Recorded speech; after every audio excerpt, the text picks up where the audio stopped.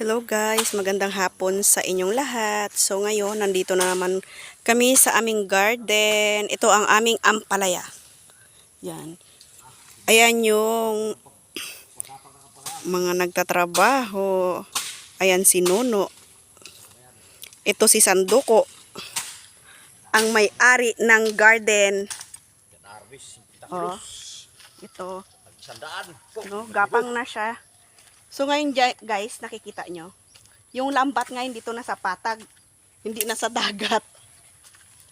Yan. 'Di ba? Pwede rin pala gawing gapangan ng ampalaya ang net. Net. Net. Ano yan siya? Nylon. Ginawa niya lang na ganun. Siya ang gumawa, nag-assemble niyan. Yan. So ang ginawa niyang net ngayon ay hindi pa nangalahati sa kanyang tanim na ampalaya. Dahil hanggang ganun lang. Ganun lang siya.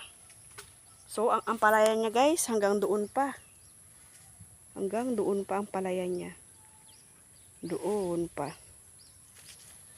Ang ampalaya niya. Gapang na. No, kumbaga huli na yung niya.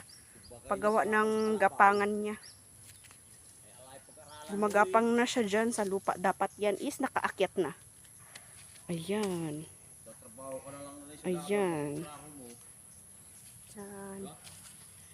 Hanggang dyan na lang. Thank you for watching.